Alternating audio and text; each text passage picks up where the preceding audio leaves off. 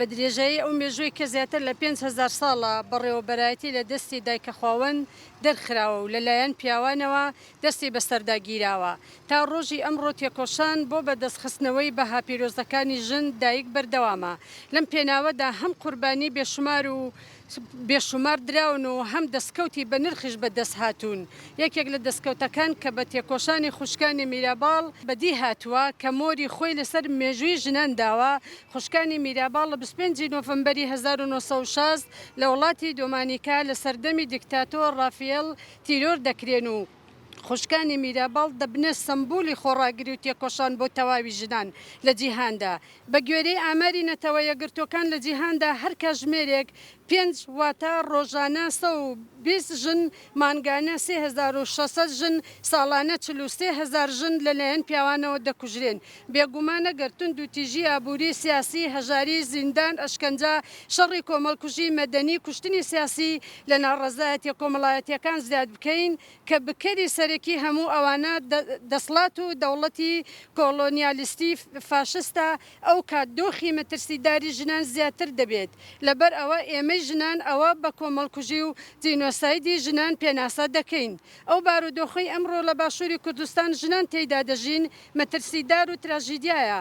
سەرەڕای هەوڵ و تێکۆشانی ژنان و دروستکردنی فشار بۆ بەدەستخستنی ماف و ئازادیەکان، جۆرەکانی تونوتیژی جەستەیی و دەرونی و سێکسی و کوشتن و ناچار بە خۆکوشتنکردن بەردەوامن. تەواوی ئەو توندوتیژانە ئەم بارودۆخە بە سیاسەتێکی تایبەت بەڕێوە دەبرێ. وێڕای تەواوی ڕێگری و فشارەکانی سەرژنان دەسڵاتی باشووری کوردستان بەهۆی ئەو ئەقلەتی کە هەیەی بۆ تا ڕێخۆشکەر بۆ دروستکردنی ئەم بارودۆخە بە تایبەت زاڵبوون و زاڵکردنی هەردوو چەمک، ئەقلێتی فیداڵی و دواکەوتی و پیاوسالاری لە لایەکی تریشەوە، کۆپیکردن و تەقلیدی سیستەمی سەرمایەداری بۆ باشووری کوردستان کە یەکێکیان ژن دەکا بە کۆیلەی نێوان چوار دیوار و ئەوی تریشان دەیکا بە کاڵای پێشکەوتنی بە کاڵای پێشکەشکردن. ژنان ڕوبەڕووی ڕەوشێکی مەترسیدار و تراژیدیا کردوێتەوە. لە کایە سیاسی و ئیداری و کۆمەڵایەتیەکاندا ئافرەتان و ژنان کەمترین ڕۆڵیان هەیە. گەر لێرە و لەوێش پۆستێک یاخو پێگەیەک ڕۆڵێن بە ژنان بدرێت ئەوە هێندە منسوبێت و مەحسوبێت ڕەچاوکراوە ئەوەندە توانە و لێوەشاوەیی لە بەرچاو نەگیراوە.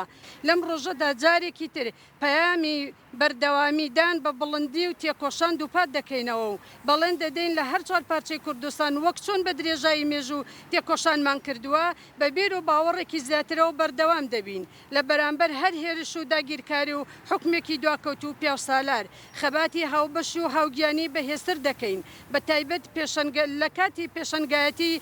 لە کاتی پێشەنگایەتی ژنانی کورد و دوای تێکشکانی هێزی تیرۆریستی داعش و شۆڕشی ژن ژیان ئازادی و ئەو دەستکەوتانێک کە بە دەستمان خستووە لە ئاستی جیهاندا بە گەردوونی بووە. هیچ کات سیاسەتێکی بەراورد خستن و توندوتیژی و پیاوسالاری نامان وەستێنێت بۆ گەیشتن بە ماف و ئازادیەکانمان و بنیادنانی سیستەمێکی دیموکراتی و یەکسانی.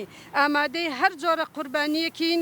ئێمەی ئافرەتان تێدەکۆشین بۆ هۆشارکردنەوەی تاکەکانی کۆمەلگا و نەهێشتنی سوڵحی عەشایری و سەروەری یاسا و دانانی سزای سەخت و لێپێچینەوەی تند بەرامبەر بە تاوانباران.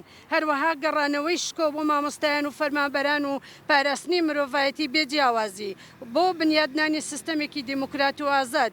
لەم ڕۆژەدا تەواوی قوربانیانی شۆڕشی سووری ژنان بەبیردێنینەوە و ژیانێکی ئازاد و یەکسان تێکۆشانی هاوبەش بەهێزتر و بڵندتر دەکەین.